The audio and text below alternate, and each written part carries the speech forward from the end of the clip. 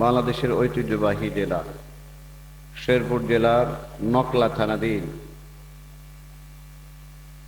ইবাদুর রহমান হিফজুল কোরআন মাদ্রাসা ও এতিমখানা ও এলাকাবাসীর যৌথ উদ্যোগে আয়োজিত বার্ষিক তাফসীরুল কোরআন মাহফিল ও ওয়াজ মাহফিলের সম্মানিত সুযোগ্য পরম শ্রদ্ধাভাজন সভাপতি অত্র মাদ্রাসার সম্মানিত মুহতামিম হযরত মাওলানা মুফতি শহীদুল্লাহ সাহেব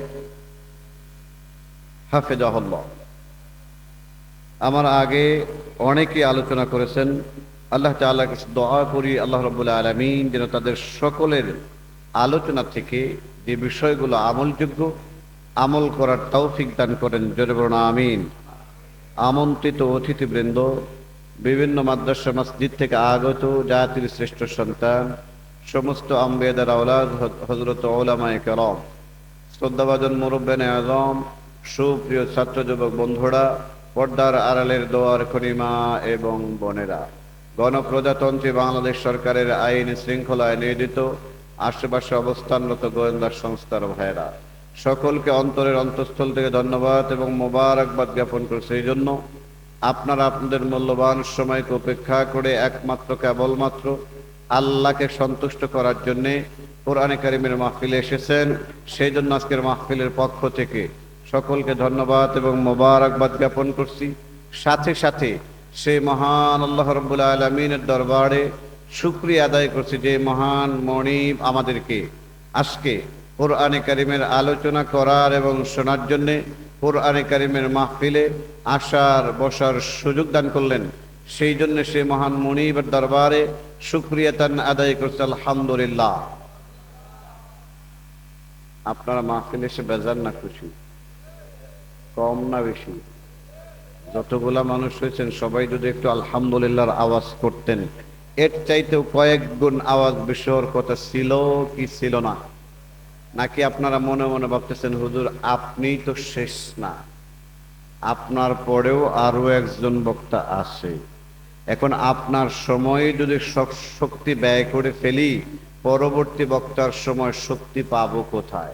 আচ্ছা বলেন তো, কথা বলার শক্তি দিয়েছেন কে? চিল্লায় বলুন কে? আরো জোরে বলুন কে? যেই আল্লাহ আমাকে আপনাকে কথা বলার শক্তি দিলেন, ওই আল্লাহ আবার আমার আপনার কাছ থেকে কথা বলার শক্তি কেড়ে নিতে পারেন কি পারেন না? এই আত্মবিশ্বাস কার কার আছে? দুই হাত টান টান করে উঁচা করেন, লিল্লাহে তাকবীর। এইভাবে নারা দেন, লিল্লাহে তাকবীর, লিল্লাহে তাকবীর। হাত নামান। এই যে তাকবীর দিলাম, তৌফিক দিলেন কে? আরো জোরে বলুন কে? সে আল্লাহ রাব্বুল আলামিনকে আরেকবার ধন্যবাদ দেব, যার যতটুকু শক্তি আছে সমস্ত শক্তি উজাড় করে আকাশ বাতাস প্রকম্পিত করে আরো একবার পড়ুন আলহামদুলিল্লাহ। হয় নাই কিছু শক্তি পরবর্তী বক্তার জন্য রেখেই দিয়েছেন। আরো একবার বলুন আলহামদুলিল্লাহ। লাখ কোটি দরুদ, তাহার চেয়ে অনেক অনেক অনেক বেশি দরুদ ও সালাম বিশ্ব মানবতার মুক্তির দূত আশরাফুল আম্বিয়া সাইয়্যিদুল মুরসালিন সাইয়্যিদুস সাকলাইন রাহমাতাল লিল আলামিনের প্রতি সকলেই পড়ছি সাল্লাল্লাহু আলাইহি ওয়াসাল্লাম। শাহাদাতের সর্বোচ্চ মর্যাদা কামনা করছি। বদর, উহুদ, খন্দক থেকে শুরু করে অদ্যাবধি পর্যন্ত কোরআনে কারিমের কথা বলতে গিয়ে প্রচার করতে গিয়ে যারা যেখানে শাহাদাত বরণ করলেন, সেই সকল মর্দে মুজাহিদদের শাহাদাতের সর্বোচ্চ মর্যাদা আল্লাহ তাআলার দরবারে কামনা করছি। সকলেই পড়ছি আল্লাহুম্মা আমিন। আর জোরে সরে পড়ছি আমিন। সম্মানিত উপস্থিতি, আমি আপনাদের সম্মুখে মহাগ্রন্থ আল কোরআনের 114টি সূরার মধ্য হতে কোরআন আল কারীমের 16 নম্বর সূরা, জোরে বলুন কয় নম্বর সূরা? আরো জোরে বলুন কয় নম্বর? আরো জোরে বলুন কয় নম্বর? 16 নম্বর সূরা সূরাতুন নাহল এর 90 নম্বর আয়াত আমি আপনাদের সম্মুখে তেলাওয়াত করেছি এবং আল্লাহর নবী সাল্লাল্লাহু আলাইহি ওয়াসাল্লামের অগণিত হাদিস থেকে একটা হাদিস পাঠ করেছি। ইনশাআল্লাহ কথা দিচ্ছি, এই আয়াত এবং হাদিসকে আবর্তন করে 1 ঘন্টার মধ্যে জাল, জয়ীফ, ইসরায়েলি বর্ণনা পরিহার করে স্বল্প সময় কিছু কথা বলার চেষ্টা করব বিমাশিয়াতিল্লাহি তাআলা। ওমা তৌফিক ইল্লা বিল্লাহ, সুবহানাকা লা ইলমা লানা ইল্লা মা আল্লামতানা ইন্নাকা আনতাল আলিমুল হাকিম। আসলে কিছুই জানি না, ততটুকুই জানি যতটুকু আল্লাহ রাব্বুল আলামিন আমাকে জানার তৌফিক এনায়েত করেছেন। সম্মানিত উপস্থিতি, যেহেতু সময় আমাকে দেওয়া হয়েছে 1 ঘন্টা, সেজন্য ডানে বামে আলোচনায় না ঢুকে আমরা ডাইরেক্ট, যেহেতু এখানে লেখাও হয়েছে তাফসীরুল কোরআন মাহফিল, জোরে বলুন কি মাহফিল, আরো জোরে বলুন কি মাহফিল, সেজন্য ডানে বামে আলোচনায় না ঢুকে ডাইরেক্ট যে আয়াতে কারিমা আমি তেলাওয়াত করেছি ওই আয়াতে কারিমা থেকে তাফসীর করার চেষ্টা করবে ইনশাআল্লাহ। সম্মানিত উপস্থিত, যে আয়াতটা তেলাওয়াত করেছি এই আয়াতটা হচ্ছে সূরাতুন নাহল এর, জোরে বলুন কোন সূরার, একটা আওয়াজ দিতে হবে ভাই, কোন সূরার, মুখস্থ করে বাড়িতে যাইতে হবে, কোন সূরার, সূরাতুন নাহল এর। এই সূরার মধ্যে আমার আল্লাহ সর্বমোট আয়াত দিয়েছেন 128টা, জোরে বলুন কয়টা, আরো জোরে কয়টা, পেছনের ভাইয়ারা বলে না কয়টা, 128টা। এই সূরার মধ্যে রুকু আছে 16টা, জোরে বলুন কয়টা, সূরাটা হচ্ছে মাক্কি, জোরে বলুন কি, মাক্কি এবং মাদানী ক্লাসিফিকেশন করা হয়েছে রহমাতাল লিল আলামিনের হিজরতকে কেন্দ্র করে। হিজরতের আগে যে সমস্ত আয়াত, যে সমস্ত সূরা নাজিল হয়েছে সেগুলো হচ্ছে মাক্কি, আর যেগুলি পরে নাজিল হয়েছে সেগুলি হচ্ছে মাদানী। আমি আপনাদের কাছে জানতে চাচ্ছি, যেহেতু এই সূরাটি মাক্কি সূরা, তাহলে এই সূরাটি আল্লাহর নবী সাল্লাল্লাহু আলাইহি ওয়াসাল্লামের হিজরতের আগে নাজিল হয়েছে না পরে? আমার কথা বোঝা যায়? স্পষ্ট ভাষায় বুঝেন তো? পেছনের ভাইয়েরা বুঝেন তো? আল্লাহ আমাদেরকে কবুল করুন, জোরে বলুন আমিন, আরো জোরে বলুন আমিন। দেখবো এখন কতটুকুন বুঝেছেন। আচ্ছা বলেন তো, 16 নম্বর সূরার নাম কি? এই সূরার সর্বমোট আয়াত কয়টা, রুকু কয়টা, সূরাটা মাক্কি না মাদানী, হিজরতের আগে নাজিল হয়েছে না পরে? আলহামদুলিল্লাহ, মুখস্থ হয়েছে। কোনো আলোচনা যদি বাড়িতে নাও নিয়ে যেতে পারেন, এটা তো নিয়ে যেতে পারবেন। সে সূরাতুন নাহল এর 90 নম্বর আয়াত আমি তেলাওয়াত করেছি, জোরে বলুন কয় নম্বর? এই আয়াতটা এতটাই বেশি সুপরিচিত, হয়তো গতকাল জুমার সময়ও হয়তো ইমাম সাহেব সানি খুতবায় যখন নামাজে দাঁড়াবে তখন তেলাওয়াত করেছে, কথা বলুন ঠিক কিনা? আপনাদের এলাকায় তেলাওয়াত হয়? প্রায় প্রত্যেক মসজিদে হয়। দেখবেন ইমাম সাহেব সানি খুতবায় একেবারে খুতবার শেষের দিকে গিয়া বলে, ইন্নাল্লাহা ইয়া'মুরু বিল আদলি ওয়াল ইহসান ওয়া ইতা'i যিল কুরবা ওয়া ইয়ানহা আনিল ফাহশা'i ওয়াল মুনকারি ওয়াল বাগই ইয়া'iযুকুম লা'আল্লাকুম তাযাক্কারুন ফাযকুরুনি আযকুরুকুম ওয়াশকুরুলি ওয়া লা তাকফুরুন। দেখবেন কোরআনে কারীম তেলাওয়াত করতেও জানে না, তেলাওয়াত কোরআনে কারীম পড়তেও জানে না কিছু সাধারণ মানুষ। দেখবেন অটো এই 2টা আয়াত তেলাওয়াত শোনার সাথে সাথে অটো দাঁড়ায়া যায়, কথা বলুন ঠিক কিনা, জোরে বলুন ঠিক কিনা? এখন আপনার খতিব সাহেব প্রতি জুমায় এই আয়াতে কারিমাটা তেলাওয়াত করে, এই আয়াতে কারিমার গুরুত্ব আছে বিদায়ী তো তেলাওয়াত করে, কথা বলুন ঠিক কিনা?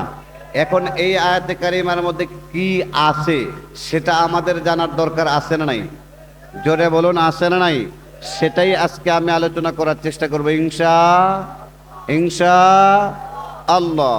সম্মানিত উপস্থিতি, নাহাল শব্দের অর্থ হচ্ছে মৌমাছি। এই আওয়াজ কমে গেছে, মৌমাছি, জোরে বলুন কি, আরো জোরে বলুন কি? চিনেন, দেখছেন? অনেক বড়, কতটুকুন? ছোট্ট একটা প্রাণী। আচ্ছা বলেন তো, এই প্রাণী মধু বেশি মিষ্টি না কামড় বেশি মিষ্টি? হ্যাঁ, কোনটা মিষ্টি? মধু। মধু খাইছেন? হ্যাঁ। সম্মানিত উপস্থিতি, কোরআনে কারিমের 114টা সূরা 2 ভাবে নামকরণ করা হয়েছে, জোরে বলুন কয় ভাবে? কর্তৃপক্ষকে বলেছিলাম প্রথমে 1 কাপ চা দেওয়ার জন্য। কোরআনে কারিমের 114টা সূরা 2 ভাবে নামকরণ করা হয়েছে, জোরে বলুন কয় ভাবে? আরো জোরে বলুন কয় ভাবে? 112টা সূরা সূরাতুল ফাতিহা এবং সূরাতুল ইখলাস 1 ভাবে নামকরণ করা হয়েছে, আর বাকি 112টা সূরা ওই সূরার মধ্যে উল্লেখযোগ্য শব্দ অথবা উল্লেখযোগ্য ঘটনাকে কেন্দ্র করে সূরার নামকরণ করা হয়েছে। ঠিক তারই ধারাবাহিকতায় সূরাতুন নাহল এমন একটা সূরা যেই সূরার 68 নম্বর আয়াতে আল্লাহ রাব্বুল আলামিন মৌমাছি সংক্রান্ত আলোচনা করেছেন বিদায় এই সূরার নামকরণ করেছে সূরাতুন নাহাল। জোরে কন্যা সুবহানাল্লাহ, আরো জোরে কন্যা সুবহানাল্লাহ। নাহাল শব্দের অর্থ হচ্ছে মৌমাছি। দেখেন কোরআনে কারীমে এটা কতটা বৈচিত্র্যময় একটা কিতাব। আল্লাহ ছোট্ট একটা প্রাণী মৌমাছির নামে সূরা দিলেন। ছোট্ট প্রাণী পিঁপড়ার নামে সূরা আছে না নাই? চিল্লায় বলেন আছে না নাই? মাকড়সার নামে আছে না নাই? গরুর নামে আছে? হ্যাঁ আছে। দেখেন আল্লাহ রাব্বুল আলামিন ছোট্ট প্রাণী মৌমাছির নামে সূরা দিলেন। এখন প্রশ্ন হতে পারে ছোট্ট প্রাণী মৌমাছির এমন কি যোগ্যতা রয়েছে, এমন কি গুণাবলী রয়েছে যে 128টা আয়াত সম্মিলিত বিশাল বড় সূরার নাম ছোট্ট প্রাণী মৌমাছির নামে করলো? প্রশ্ন আসতে পারে কি পারে না? কথা বলেন, পারে কি পারে না? আল্লাহ রাব্বুল আলামিন এমনি এমনি ছোট্ট প্রাণী মৌমাছির নামে সূরার নামকরণ করলেন না। এই মৌমাছির মধ্যে আমার আল্লাহ এমন কিছু গুণাবলী দিয়েছেন, ওই গুণাবলী যদি আশরাফুল মাখলুকাত সৃষ্টির শ্রেষ্ঠ জীব মানুষ 3.5 হাত বডির মধ্যে সেট আপ করে নিতে পারে, ওই মানুষটা এহকাল এবং পরকাল উভয় জগতে সফল হয়ে যাবে। জোরে কন্যা সুবহানাল্লাহ। আপনারা এহকাল এবং পরকাল উভয় জগতে সফল হতে চান তো? কারা কারা কারা কারা হাত নামান। আমি জোর করে হাত তুলছি, কিন্তু অধিকাংশ মানুষ একটা কথা খুব সফটলি বলে ফেলে, দুনিয়া দরকার নাই ভাই, আখিরাত হইলেই হয়। বলে কি বলে না? আবার কিছু সংখ্যক মানুষ দুনিয়ার পেছনে এতটাই বেশি দৌড়াচ্ছে আখিরাতকে ভুলে গেছে। কথা কোন ঠিক কিনা? কোনোটাই সঠিক নয়, দুইটাই চাইতে হবে।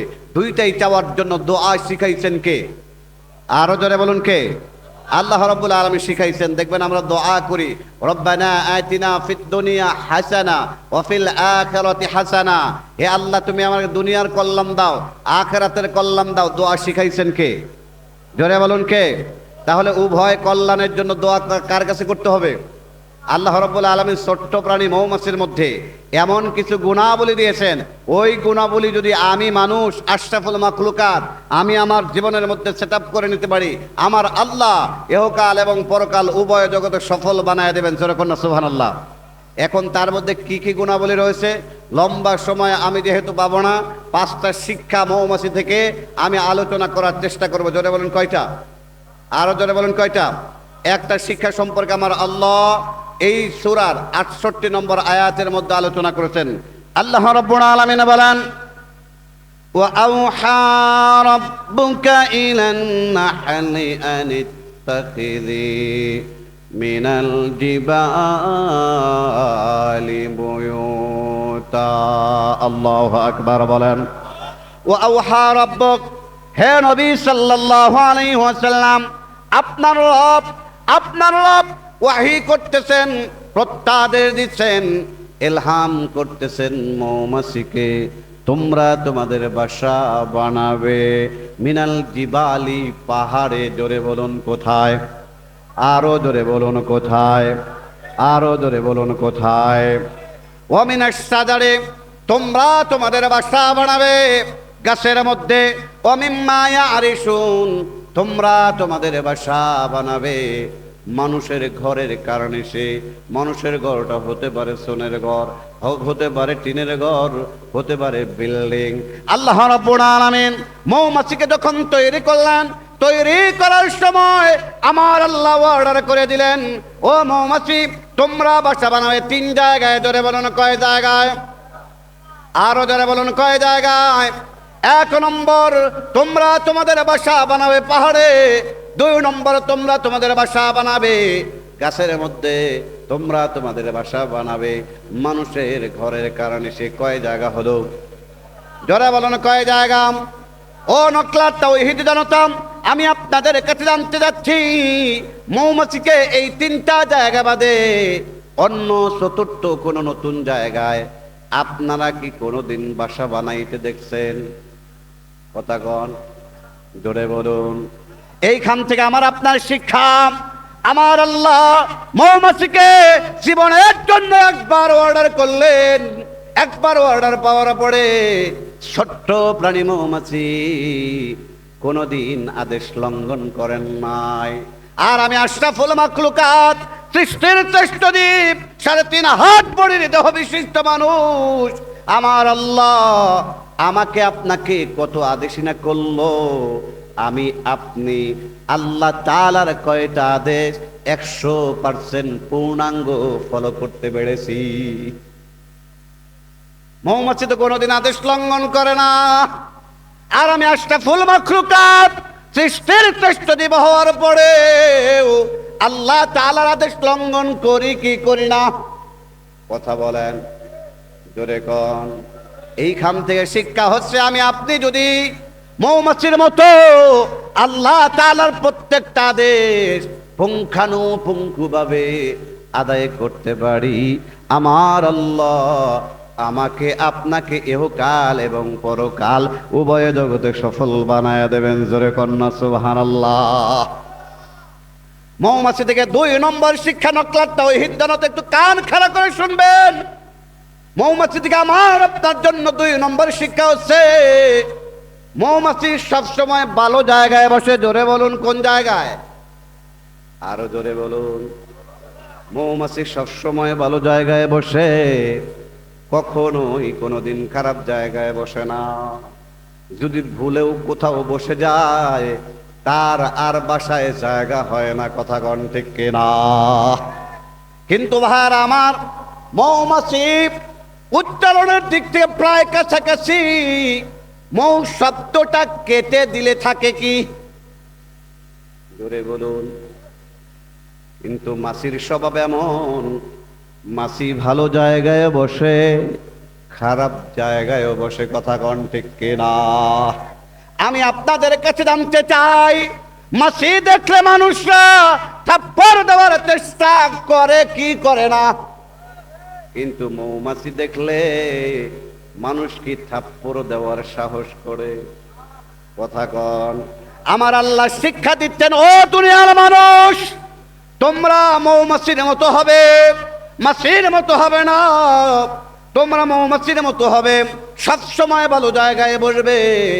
মাছির মতো হয়ে তোমরা ভালো জায়গায় বসবে, খারাপ জায়গায় বসবে, তা হতে পারে না। কথা কন ঠিক কিনা? ও নকলার তাওহীদ জনতা, আমি জানি আপনার নকলার মধ্যে নাই। বাংলার বিভিন্ন প্রান্তরে এমন কিছু নেতা রয়েছে যারা ওয়াজ মাহফিলের প্রধান অতিথি থাকে, আবার তারা যাত্রার প্যান্ডেলের প্রধান অতিথি থাকে। কথা কন ঠিক কিনা? অনেক জায়গা আমরা লক্ষ্য করেছি, নেতারে ওয়াজ মাহফিলের প্রধান অতিথি না বানাইলে মাহফিল অফ করে দেয়। কথা কন ঠিক কিনা? আবার ওই নেতাই যাত্রার প্যান্ডেলের প্রধান অতিথি থাকে, হয় কি হয় না? ও দুনিয়ার মানুষ, এইখান থেকে শিক্ষা হচ্ছে, তোমার স্বভাব যদি মাছির মতো হয়, মাছিকে দেখলেই যেমন মানুষরা থাপ্পড় দেওয়ার চেষ্টা করে, তোমার চরিত্র যদি মাছি মার্কা হয়, তোমার পেছনে যে তেলাতা মুন্ডারা ঘুরে, ওই তেলাতা মুন্ডারা পাইলেই তোমার অন্ধকারের মধ্যে থাপড়াবে। কথা কন ঠিক কিনা? এমনি এমনি মৌমাছির নামে বিশাল বড় সূরার নামকরণ করলেন না।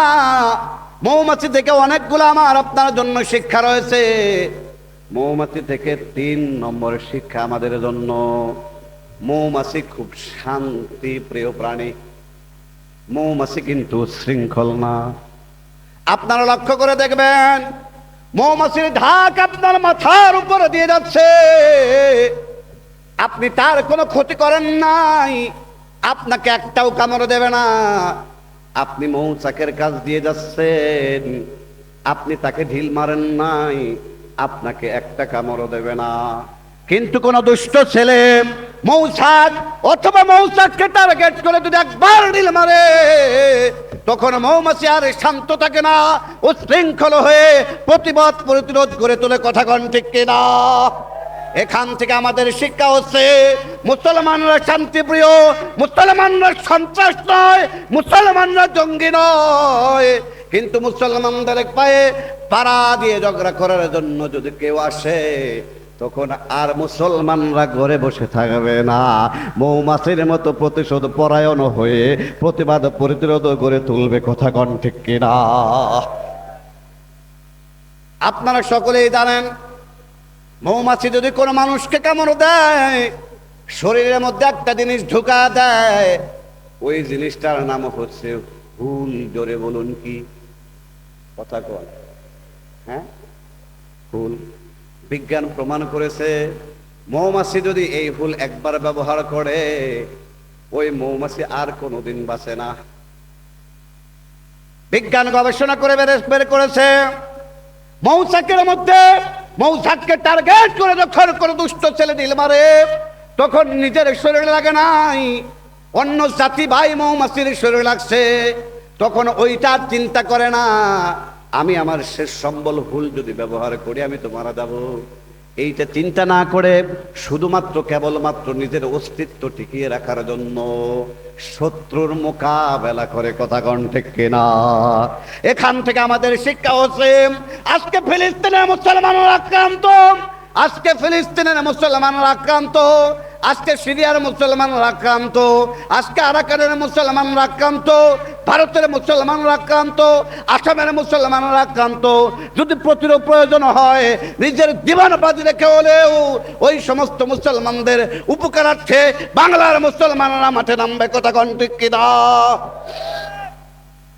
মৌমাছি থেকে 4 নম্বর আমাদের শিক্ষা, বিজ্ঞান গবেষণা করে বের করেছে, একটা মৌচাকে 20 থেকে 80,000 মৌমাছি একত্রে বসবাস করে। জোরে কন্যা সুবহানাল্লাহ। কত হাজার? 20 থেকে। আর আজকে 2 ভাই বিয়ে করার পরে এক বাড়িতে থাকতে পারে না। এই ঘটনা হয়তো আপনার নকলায় নাই, সব আমার টাঙ্গাইলে। আপনাদের নকলাতেও আছে? আছে। মৌমাছি থেকে আমাদের 4 নম্বর শিক্ষা হচ্ছে, আমাদের সামাজিক হতে হবে, একত্রে বসবাস করতে হবে।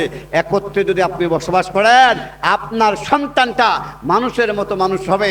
আর যদি ওই ঢাকার ফ্ল্যাটের মধ্যে থাকেন, আপনার সন্তানটা কিছুদিন পরে প্রতিবন্ধী হবে।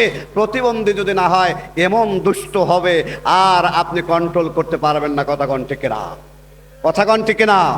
সম্মানিত শুধু মৌমাছি থেকে 5 নম্বর আমাদের শিক্ষা হচ্ছে, বিজ্ঞান গবেষণা করে বের করেছে, একটা মৌচাকে 3 শ্রেণীর মৌমাছি থাকে। জোরে বলেন কয় শ্রেণী? কান খাড়া করে বলবেন কয় শ্রেণী? একটা হচ্ছে রানী মৌমাছি, আরেকটা হচ্ছে পুরুষ মৌমাছি, আরেকটা হচ্ছে কর্মী মৌমাছি। এই যে মধু আমরা পান করি, এই মধু রানীও সংগ্রহ করে না, পুরুষ মৌমাছিও সংগ্রহ করে না, সংগ্রহ করে হচ্ছে কর্মী মৌমাছি। জোরে বলুন কোন মৌমাছি?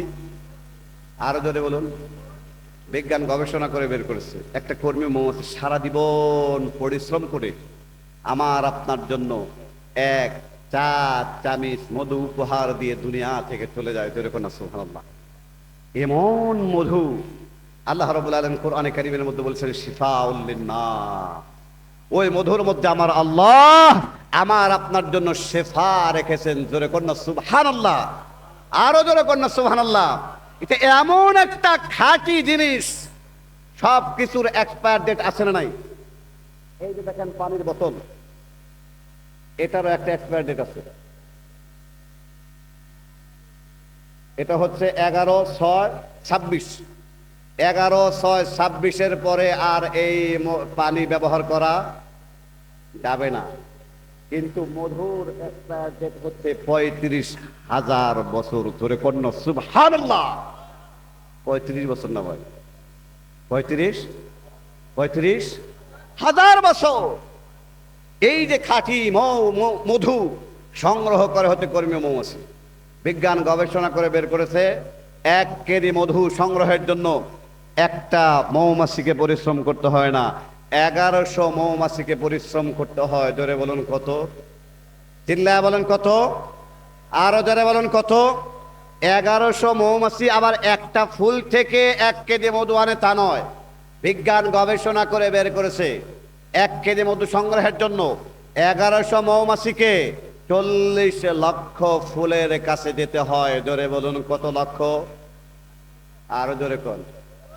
বিজ্ঞান গবেষণা করে এটাও বের করেছে, এই যে 1100 মৌমাছি, 40 লক্ষ ফুলের কাছে মৌচাক থেকে গেল এবং আসলো, যাইতে এবং আসতে যে দূরত্বটা হয়, ওই দূরত্বটা যদি এক জায়গায় করা হয়, ওই দূরত্বটা হবে 90,000 মাইল। জোরে কোন সুবহানাল্লাহ। কত হাজার মাইল? 90 মাইল না, 900 মাইল না, কত মাইল? যেটা পৃথিবীকে 3 বার প্রদক্ষিণ করা যায়। জোরে বলুন কয়বার? এত হার্ড পরিশ্রম করে আমার আপনার জন্য মধু সংগ্রহ করে কর্মী মৌমাছি। আর একটা হচ্ছে পুরুষ মৌমাছি। এখান থেকে আমাদের শিক্ষা হচ্ছে, একটু কান খাড়া করে শুনবেন। পুরুষ মৌমাছির বৈশিষ্ট্য খুব অদ্ভুত। এরা কোনো কাজ কারবার করে না, নিজে যে তুলে খাবে সে নিজেও তুলে খায় না, কর্মী মৌমাছি খাওয়ায় দেয় তারপরে খায়। ওনার একটাই ধান্দা, কাজ কারবার বাদ দিয়ে উনি শুধু রানীর পেছনে গড়গড় গড়গড় গড়গড় করে। তার একটাই ধান্দা, রানীর সাথে মিলিত হবে। কি হবে? বিজ্ঞান গবেষণা করে বের করেছে এটাও। একটা পুরুষ মৌমাছি রানীর সাথে জীবনে মিলিত হতে পারে একবার। জোরে বলুন কয়বার? আরো জোরে কোন কয়বার? যখন একবার মিলিত হয়, পুরুষ মৌমাছিটা যে পুরুষাঙ্গ দিয়ে সহবাস করে, সহবাস করার সাথে সাথে ওই পুরুষ সাঙ্গ, যাকে বিজ্ঞানের পরিভাষায় বলা হয় অ্যান্ডোফেরাস, ওই অ্যান্ডোফেরাসটা ভেঙে যায়। অ্যান্ডোফেরাসটা ভেঙে গেলেই পুরুষ মৌমাছিটা মারা যায়। সেই জন্য বিজ্ঞান এই রানী মৌমাছি এবং পুরুষ মৌমাছির সহবাসের নাম দিয়েছেন দ্য ড্রামাটিক সেক্সুয়াল সুইসাইড, আত্মহত্যার নামান্তর। কারণ পুরুষ মৌমাছিটা জানে, আমি যদি রানীর সাথে মিলিত হই আমার পুরুষাঙ্গটা ভেঙে যাবে, আমি মারা যাব। সেই জন্য এটার নাম দেওয়া হয়েছে আত্মহত্যা। জোরে বলুন কি? আরো জোরে বলুন কি? এখান থেকে আমার আপনার শিক্ষা হচ্ছে, আমরা পুরুষ মৌমাছির বৈশিষ্ট্য নেব না। সমাজের মধ্যে কিছু বকাটে ছেলে রয়েছে, লেখাপড়া বাদ দিয়ে গার্লস স্কুলের পেছনে গিয়া এতিমের মতো দাঁড়ায় থাকে। কথা কন ঠিক কিনা? আর রাস্তাঘাটে আমার আপনার কমলমতি মেয়েদেরকে ইফটিজিং করে। এই ধরনের বকাটে ছেলে হয়তো শেরপুরে নাই, সব মনে হয় ঢাকায় আছে। ওই ছেলেটাও জানে আমি যে আমার লেখাপড়া বাদ দিয়ে মেয়ের পেছনে গুরগুর গুরগুর গুরগুর করতেছি, আমার ক্যারিয়ার ধ্বংস। জানে, জানার পরেও গুরগুর করে। কথা কন ঠিক না? আরেকটা হচ্ছে রানী মৌমাছি। রানী মৌমাছির কাজ দুইটা, সে বাচ্চা দেয় আর হচ্ছে পুরুষকে আনন্দ দেয়। এখান থেকে আমাদের শিক্ষা হচ্ছে, আমরা রানী মৌমাছির বৈশিষ্ট্যও নেব না, পুরুষ মৌমাছির বৈশিষ্ট্যও নেব না। আমরা হব কর্মী মৌমাছির মতো, হার্ড পরিশ্রম করব জাতির জন্য। রাজি আছেন? রাজি আছেন? কোনো মানুষ কোনোদিন চিন্তা করবেন না আমি বসে বসে খাবো। এই চিন্তা মাথা থেকে ঝেড়ে ফেলেন। প্রত্যেক মানুষ চিন্তা করবেন আমি মরার আগের দিন পর্যন্ত যদি আল্লাহ হায়াত দেয় এবং সুস্থ রাখে পরিশ্রম করব। এই চিন্তা চেতনা লালন করবেন। রাজি আছেন? রাজি আছেন? আল্লাহ আমাদেরকে কবুল করুন। জোরে বলুন আমিন।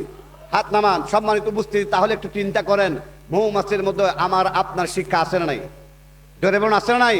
শিক্ষা আছে বিদায়ী 128টা আয়াত সম্মিলিত বিশাল বড় সূরার নাম ছোট্ট প্রাণী মৌমাছির নামে করলেন। সেই ছোট্ট প্রাণী মৌমাছি নামক সূরা সূরাতুন নাহাল এর 90 নম্বর আয়াত তেলাওয়াত করেছি। জোরে বলুন কয় নম্বর? আসেন একটু ওই আয়াতের অনুবাদটা শুনে নেই। অনুবাদটা যদি মাথায় নিতে পারেন 50% আলোচনা বুঝে আসবেন। আমি যদি আলোচনা ক্লোজও করে দেই 50% আপনার লাভ হয়ে যাবে। সেই জন্য একটু মনোযোগের সহিত শুনেন। আল্লাহ রাব্বুল আলামিন এই আয়াতে কারিমার মধ্যে বলতেছেন, ইন্নাল্লাহা ইয়া'মুরু বিল আদলি ওয়াল ইহসান। ইন্নাল্লাহা, নিশ্চয় আল্লাহ তাআলা, ইয়া'মুরু, আদেশ করতেছেন, বিল আদলি, আদলের। এখনই আমি বঙ্গানুবাদ করব না, যখন তাফসীর আসবে তখন আমি করব। আল্লাহ রাব্বুল আলামিন 1 নম্বর আদেশ করতেছেন, তোমরা আদল করবে। জোরে বলেন কি করবে? কথা বলেন কি করবে? এটা আমি পরে বলতেছি। জোরে বলেন কি করবে? আদল করবে। 2 নম্বর ওয়াল ইহসান, তোমরা সদাচরণ করবে। 3 নম্বর ওয়া ইতাইজিল কুরবা, নিকটস্থ আত্মীয়দেরকে দান করবে, মানে হচ্ছে নিকটস্থ আত্মীয়দের হক আদায় করবে। ওয়ায়ানহা, আর আল্লাহ রাব্বুল আলামিন নিষেধ করতেছেন, আনিল ফাহশাই ওয়াল মুনকারি ওয়াল বাগই, তোমরা অশ্লীল, খারাপ, সীমা লঙ্ঘন থেকে বিরত থাকবে। আদেশ করলেন 3টা, নিষেধ করলেন 3টা। মোট কয়টা? জোরে কন, জোরে বলুন। 6টা।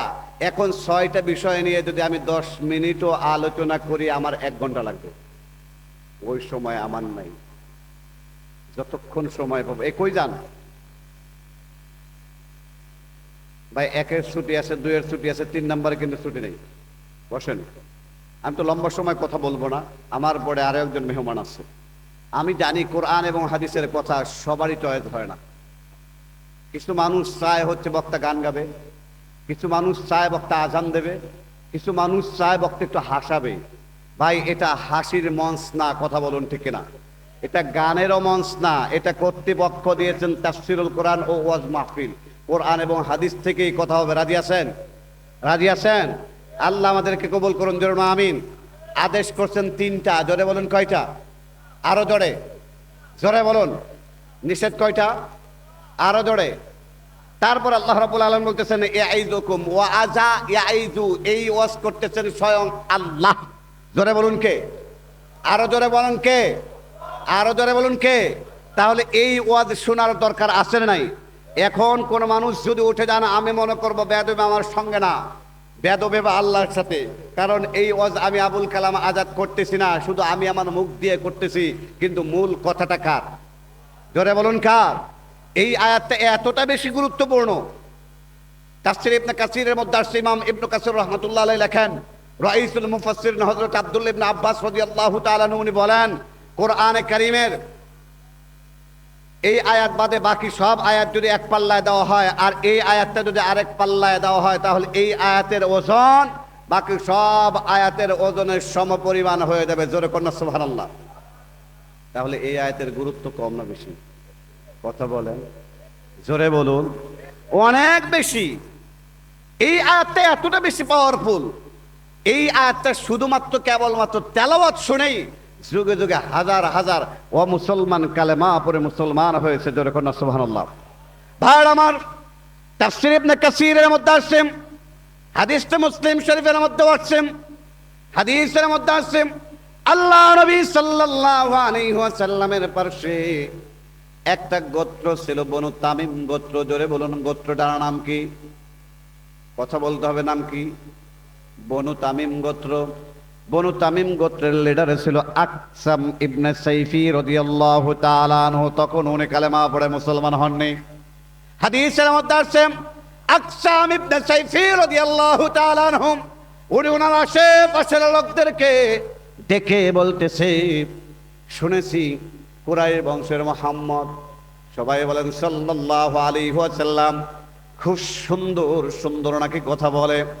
আসো তো আমরা একটু যাই, গিয়ে তার কথাগুলো শুনি, শুনে যদি ভালো লাগে কালেমা পড়ে মুসলমান হব। লিডার যাওয়ার জন্য মনস্থির করেছে, কিন্তু আশেপাশে যারা চেলা চামুন্ডা রয়েছে তারা বলতেছে, লিডার আপনি তো আমাদের গোত্রের লিডার, আপনি লিডার হয়ে একজন মোল্লার কাছে যাবেন। ভাইয়ের আমার, দেখবেন প্রত্যেক লিডারের আশেপাশে চেলা আছে, তাদের ভাবসাব বাঁশের চাইতে কঞ্চি বড়, এরকম হয় কি হয় না? কথা বলেন, জোরে বলেন। বলতেছে লিডার, আপনি তো আমাদের লিডার, লিডার হয়ে একজন মোল্লার কাছে আপনি যাবেন, এটা আপনার প্রেস্টিজ হ্যাম্পার হয় না? আপনি যাওয়ার দরকার নাই, আপনি একজন প্রতিনিধি মুহাম্মদ সাল্লাল্লাহু আলাইহি সাল্লামের কাছে পাঠান, ওখানে যাবে, গিয়ে পর্যবেক্ষণ করে রিপোর্ট নিয়ে আসবে। রিপোর্ট আনার পরে যদি সেটা আমাদের জন্য সন্তোষজনক হয়, তাহলেই আমরা কালেমা পড়ে একসঙ্গে মুসলমান হব। সিদ্ধান্ত হলো 2 জনের একটা প্রতিনিধি দল তৈরি করা হলো। জোরে বলুন কয়জনের? আরো জোরে বলুন কয়জনের? 2 জনের একটা প্রতিনিধি দল তৈরি করলো বনু তামিম গোত্র থেকে। 2 জনকে 2টা প্রশ্ন শিখিয়ে দেওয়া হলো। জোরে বলুন কয়টা? চিল্লায় বলুন কয়টা? 2টা প্রশ্ন মুখস্থ করে বনু তামিম গোত্র থেকে মুহাম্মদ সাল্লাল্লাহু আলাইহি ওয়াসাল্লামের কাছে যাচ্ছে। আচ্ছা বলেন তো, একটু হিসেব নিকেশ করে জবাব দেবেন, এই যে 2টা প্রশ্ন করার জন্য 2 জন প্রতিনিধি দল যাচ্ছে, এই 2টা প্রশ্ন কি আসলেই নিজের জ্ঞান গরিমা থেকে বানানো না অন্যের কাছ থেকে দাঁড় করা? কথা বলেন, জোরে বলুন। যুগে যুগেই এটাই প্রতীয়মান হয়েছে, যারা ইসলাম বিদ্বেষী, আলেম ওলামা বিদ্বেষী, তাদের নিজস্ব কোনো গতি নাই, তারা সবসময় অন্যের উপরে ভর করে চলে। কথা বলুন ঠিক কিনা? আর যারা ইসলামওয়ালা, কালেমাওয়ালা, তারা আল্লাহ তাআলার রহমতের আশায় জীবন চালায় দেয়। কথা কোন ঠিক কিনা? প্রতিনিধি দল রাসূলুল্লাহ সাল্লাল্লাহু আলাইহি সাল্লামের কাছে গেল, গিয়ে রাসূলুল্লাহ সাল্লাল্লাহু আলাইহি ওয়াসাল্লামকে প্রশ্ন করলো, মান আনতা, ও মুহাম্মদ আপনি কে? প্রশ্নটা কি? আপনি কে? মুহাম্মদ সাল্লাল্লাহু আলাইহি ওয়াসাল্লামের উত্তরটা শোনার আগে একবার বলুন না আল্লাহু আকবার। বানানো কিসসা কাহিনী নয়, মুসলিম শরীফের হাদিসের মধ্যে আসছে। উনি বললেন, আনা মুহাম্মদ ইবনে আব্দুল্লাহ। আল্লাহু আকবার। কত সুন্দর সিম্পল জবাব। আজকে আমাদেরকে যখন বানানো কোনো কিসসা কাহিনী না, সূরা আলে ইমরানের 181 নম্বর আয়াতের শানে নজুলটা আপনি সামনে নিয়ে আসেন, তাহলে আপনি দিবালোকের মতো প্রকাশ্য হবে রাসূলুল্লাহ সাল্লাল্লাহু আলাইহি ওয়াসাল্লাম কিভাবে ন্যায় বিচার করেছেন পক্ষপাত না করে। ভাইয়ের আমার, হাদিসের মধ্যে আসছে আল্লাহর নবী সাল্লাল্লাহু আলাইহি ওয়াসাল্লামের একজন নরম দিলের সাহাবী ছিল। আচ্ছা, আমি একটু পরীক্ষা করবো। আচ্ছা বলেন তো, নরম দিলের সাহাবী বললে কারে বুঝায়?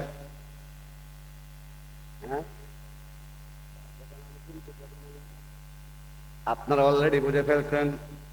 হযরত আবু বকর রাদিয়াল্লাহু তাআলা আনহু দিনের দাওয়াতের কাজ করার জন্য একদিন রাস্তা দিয়ে যাচ্ছেন। ভাইয়ার আমার, এই হাদিসটাও মুসলিম শরীফের মধ্যে আসছে। তাফসীর ইবনে কাসির, ইমাম ইবনে কাসির খুব সুন্দর করে কোট করেছেন। সূরা আলে ইমরানের 181 নম্বর আয়াতের তাফসীরের মধ্যে পেয়ে যাবেন, আপনারা একটু পড়ার চেষ্টা করবেন। ভাইয়ার আমার, হযরত আবু বকর রাদিয়াল্লাহু তাআলা আনহু দিনের দাওয়াতের কাজ করার জন্য মরুভূমির রাস্তা দিয়ে যাচ্ছেন। যাইতে যাইতে হঠাৎ করে ইহুদিদের তদানীন্তন সময় একটা বিখ্যাত মাদ্রাসা ছিল। মাদ্রাসাটার নাম হচ্ছে বাইতুল মিদ্রাস। জোরে বলুন, নাম কি? বাইতুল মিদ্রাস।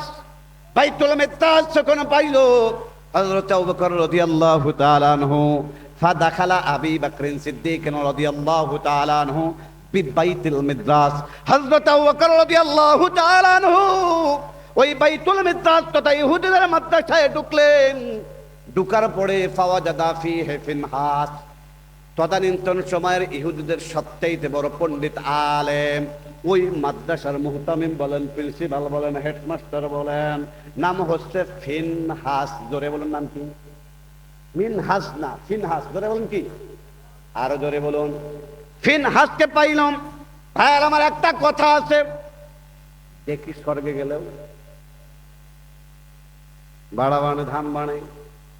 আমাকে আপনাকে আল্লাহ দায়িত্ব দিচ্ছেন রিপ্রেজেন্টেটিভ করে। উনি যখন বাইতুল মিদ্রাস ইহুদিদের মাদ্রাসায় ঢুকছে, ঢুকার পরে ফাওয়াজাদা ফিহি ফিনহাস, ফিনহাসকে পাইছে। পাওয়ার সঙ্গে সঙ্গে বলতেছে, ইয়া ফিনহাস ইত্তাকিল্লাহ, ইয়া ফিনহাস ইত্তাকিল্লাহ, ও ফিনহাস আল্লাহরে ভয় করো, আল্লাহরে ভয় করো। আসলেম, আত্মসমর্পণ করো, মুসলমান হও। লিআন্নাকা তা'লামু আন্নাহু মুহাম্মাদান সাল্লাল্লাহু আলাইহি ওয়াসাল্লাম রাসূলুল্লাহ। আল্লাহু আকবার। ও ফিনহাস, তুমি আত্মসমর্পণ করো, কারণ তুমি তো খুব ভালো করেই জানো তোমাদের ধর্মীয় গ্রন্থ তাওরাতের মধ্যে খুব স্পষ্ট ভাষায় লেখা আছে শেষ জামানায় একজন নবী আসবে, ওই নবীর নাম হবে রাসূলুল্লাহ মুহাম্মদ সাল্লাল্লাহু আলাইহি ওয়াসাল্লাম। জোরে বলুন, নামটা কি? আরো জোরে বলুন, নামটা কি? মুহাম্মদ সাল্লাল্লাহু আলাইহি ওয়াসাল্লাম শেষ জামানা নবী হয়ে আসবে, তুমি তো ভালো করেই জানো। আলেম ওলামা অনেকে আছে, কান খাড়া করে কথাটা শুনবেন। দেখেন, দাওয়াতের কৌশল হযরত আবু বকর শিখাইলেন। আজকে ওয়াজ হয় প্রচুর, প্রচুর মাহফিল হয়, কিন্তু কোনো মাহফিলে লাভ হয় না। কারণ কি জানেন? বক্তারা এই চেয়ারে বসে গাল গল্প করে, দলিল ছাড়া কথা বলে। কথা কোন ঠিক কিনা? জোরে বলুন, ঠিক কিনা? দলিল ছাড়া যদি কথা বলে, ওই আলোচনার মধ্যে কখনোই বরকত হবে না। আল্লাহ রাব্বুল আলামিন বলতেছেন, উদউ ইলা সাবিল রাব্বিকা বিল হিকমা, উদউ, ডাকো ডাকো ডাকো তোমার রবের পথের দিকে, বিল হিকমা। এই হিকমার অর্থ কৌশল না, আয় বিল হুজ্জা, দলিল সহকারে ডাকতে হবে। জোরে বলেন, কি সহকারে? আরো যারা বলেন, কি সহকারে? দলিল সহকারে ডাকতে হবে। হযরত আবু বকর রাদিয়াল্লাহু তাআলা আনহু দলিল দিয়ে দাওয়াত দিলেন, তুমি তো ভালো করেই জানো, কারণ তুমি ইহুদি, তোমাদের ধর্মীয় গ্রন্থ তাওরাতের মধ্যে তো স্পষ্ট ভাষায় লেখা আছে শেষ জামানায় একজন নবী আসবে, তার নাম হবে মুহাম্মদ সাল্লাল্লাহু আলাইহি ওয়াসাল্লাম। হেদায়েতের মালিক কে? কথা বলেন, জোরে বলুন। এখন হেদায়াত যদি কপালে না থেকে যত সুন্দর করেই দাওয়াত দেন কোনো লাভ। আল্লাহ রাব্বুল আলামিন বলছেন ইন্নাকা লা তাহদি মান আহবাবতা। হেদায়েতের মালিক কে? হেদায়েতের মালিক কে? ফিনহাসকে যখন বলছে ইয়া ফিনহাস ইত্তাকিল্লাহ, আল্লাহরে ভয় করো, আসলেম আত্মসমর্পণ করো, তখন উনি বলতেছে আবু বকর তোমার কথাগুলো ভালোই লাগছে, ইসলাম কবুল করতেও মনে চান, কিন্তু তোমার আল্লাহরই তো কথা ঠিক নাই, জোরে কন্যা নাউজুবিল্লাহ। এখন 2 মিনিট আমি কথা বলবো, হুবহু মুখস্থ করার চেষ্টা করবেন, একটু পরে আমি আপনাদেরকে প্রশ্ন করব। আমি লক্ষ্য করেছি হয়তো আমার পরের আলোচক চলে আসছে, আমি এই কথাটা বলেই আমি শেষ করে দিচ্ছি। ফিনহাস বলতেছে তোমার কথা ভালোই লাগে, কিন্তু তোমার আল্লাহর তো জবান ঠিক নেই, জোরে কন্যা নাউজুবিল্লাহ। তোমার আল্লাহ এক কোরআনে কারিমের এক আয়াতের মধ্যে সুদ হারাম করছে, আহাল্লাল্লাহুল বাইআ ওয়া হাররামার রিবা। আবার তোমার আল্লাহ তো সুদ খায়, জোরে কন্যা নাউজুবিল্লাহ। তোমার আল্লাহ কোরআনে কারিমের মধ্যে বলছে কোন মানুষ যদি 1 টাকা দান করে ওই দানটা কি আল্লাহ নাকি 700 গুণ বৃদ্ধি কইরা দেখে দিবে, তাহলে সুদ হইল না? জোরে কন্যা নাউজুবিল্লাহ, জোরে কন্যা নাউজুবিল্লাহ। তোমার আল্লাহর তো জবান ঠিক নাই, সুদ হারাম করছে, আবার সে নিজে সুদ খায়, সুদ খাইতে খাইতে একেবারে গরিব হয়ে গেছে, গরিব হয়ে আবার সে আমাদের কাছে ঋণ চায়, কয় মানজাল্লাযী ইউরিদুল্লাহ করদান হাসানা, কে আসো আমারে ঋণ দিবা, জোরে কন্যা নাউজুবিল্লাহ, জোরে কন্যা নাউজুবিল্লাহ। ভাইয়ের আমার, এই যে আমি একটু আগে বলছিলাম কথাগুলো মুখস্থ করবেন, 1500 বছর আগে ফিনহাস বলছে তোমার আল্লাহর জবান ঠিক নাই। 2025 সালে কোন একজন ব্যক্তি এই ধরনের কথা বলেছে কি বলে নাই? কথা বলেন, এই চোরে কন, তার নাম কি? আবুল বয়ার। হুবহু মিলে গেছে। আমি একটু আগেই বলছি কোরআনের তাফসীরের মূলনীতি হচ্ছে কি জানেন? নুজুল খাস হুকুমা লা ইউবলা আযাইহু ওয়ালা ইহসা গরাইবহু।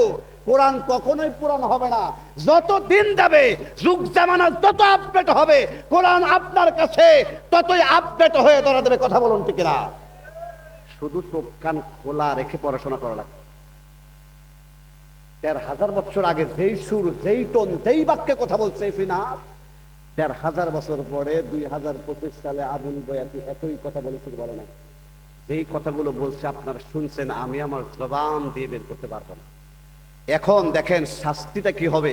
যখন ফিনহাস এই কথা বলছে, নরম দিলের আবু বকর আর ঠিক থাকতে পারলেন না, দরবান সাদিদা, হাদিসের মধ্যে আসছে নরম দিলের সাহাবী হযরত আবু বকর শক্তি প্রয়োগ করে ফিনহাসের গালের মধ্যে এমন থাপ্পড় মারছে, 5টা আঙ্গুলের ছাপ একেবারে গালের মধ্যে বৈশা গেছে। জোরে কোন সুবহানাল্লাহ।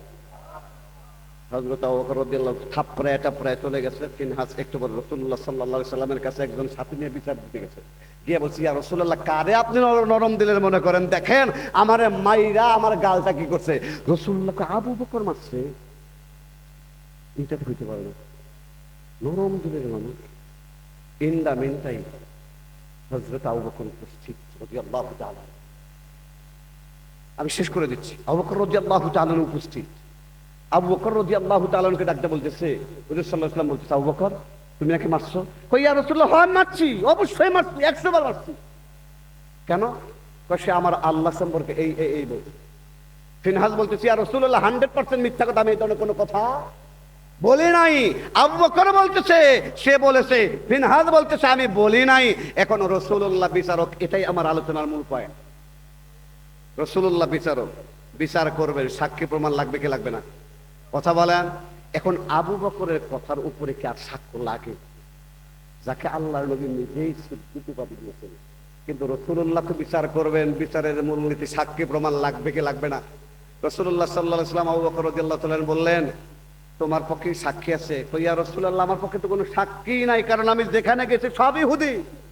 ফিনহাস বলতেছে ইয়া রাসূলুল্লাহ আমার পক্ষে সাক্ষী আছে, এই যে আমার সাথে যারা নিয়ে আসি তার কাছে জিজ্ঞেস করেন, আমি কিছুই করি নাই, এমনিই মারছে। সাথী বলতেছে হ অবশ্যই সে কিছু বলে নাই, এমনি মারছে। এখন রাসূলুল্লাহ সাল্লাল্লাহু আলাইহি ওয়াসাল্লাম বিচার করবেন, উনি তো ন্যায় বিচার করবেন।